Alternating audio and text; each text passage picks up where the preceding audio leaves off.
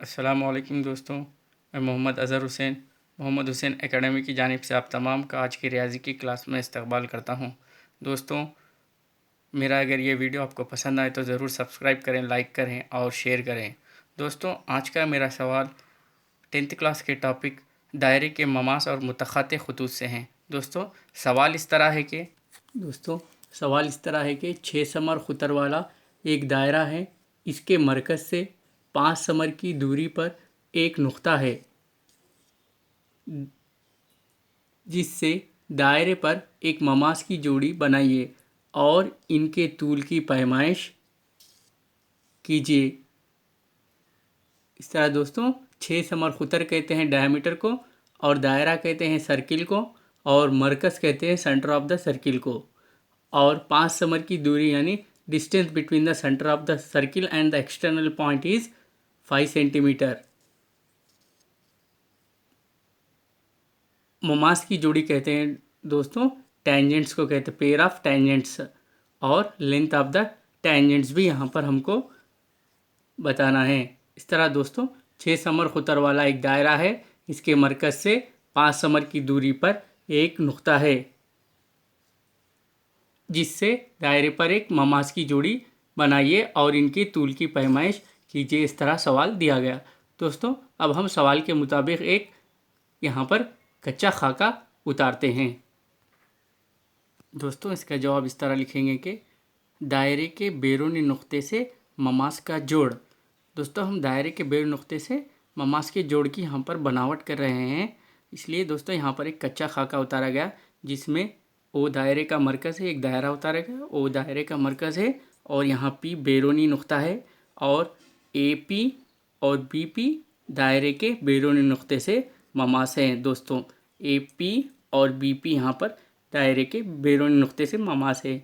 इस कच्चे खाके के ज़रिए यहाँ पर ममास के जोड़ को बताया गया। दोस्तों, अब हम यहाँ पर दायरे के ममास की बनावट करते हैं। दोस्तों, यहाँ पर हमें लिखना होगा कि दायरे के बैरूनी नुक्ते से ममास के जोड़ की बनावट के इक़दामात।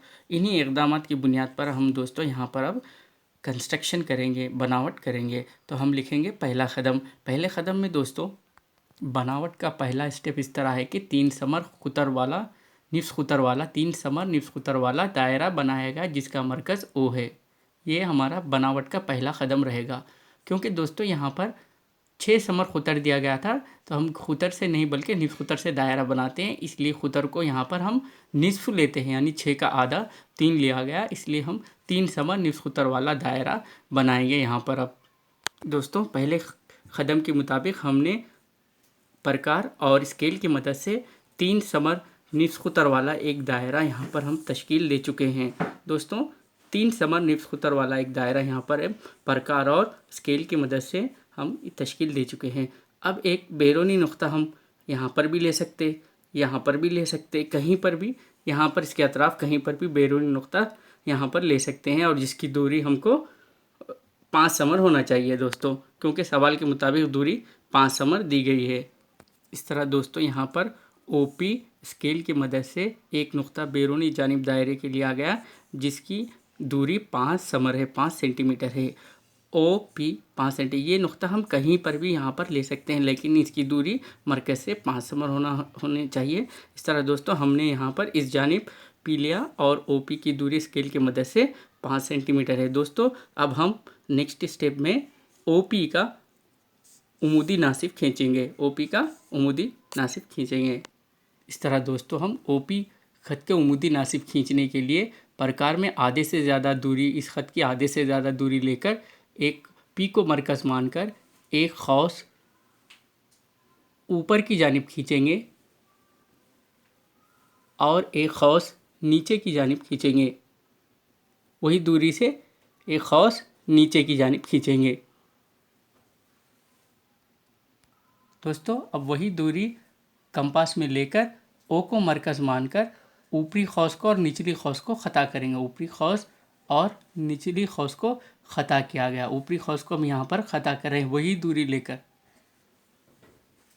इस तरह यहाँ पर ये दोनों खौस जहाँ पर ख़ता करते हैं, ऊपरी एक नुक्ता है यहाँ पर, और नीचे भी यहाँ पर एक दोनों खौस के जहाँ पर ख़ता होते हैं, उनके नाम हम ए और बी रखेंगे। ए और बी को मिलाएंगे तब हमको ए बी ओ पी ख़त का उमूदी नासिफ हासिल होगा। इस तरह ए बी ख़त ओ पी का उमूदी नासिफ है। यानी दोस्तों उमूदी नासिफ उसे कहते हैं जो इसे 90 दर्जे के ज़ाविया बनाते हुए भी इस ख़त को मसावी हिस्सों में तकसीम करता है। यानी दोस्तों ये 5 सेंटीमीटर है, तो अब यहाँ से ओ से लेकर एम तक ये 2.5 सेंटीमीटर होगा और यम से लेकर पी तक भी 2.5 सेंटीमीटर होगा। दोस्तों इस तरह से ए बी ख़त जो है ओ पी का उमूदी नासिफ है। इस तरह 3 समान निस्कुतर वाला दायरा बनाएगा जिसका मरकज़ ओ है। दूसरा कदम इस तरह है कि दूसरा बनावट का इक़दाम इस तरह है कि ओ पी 5 समर लिया गया और तीसरा ओ पी ख़त का उमूदी नासिफ खींचा गया जो ओ पी ख़त को एम पर ख़ता करता है।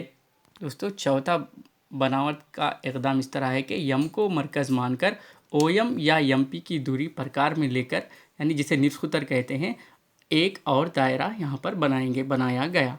इस तरह ये बनावट का चौथा कदम है दोस्तों। इस तरह दोस्तों यहाँ यम को मरकज़ मानकर ओ यम या पी एम की दूरी प्रकार में लेकर एक हम दायरा बनाएंगे।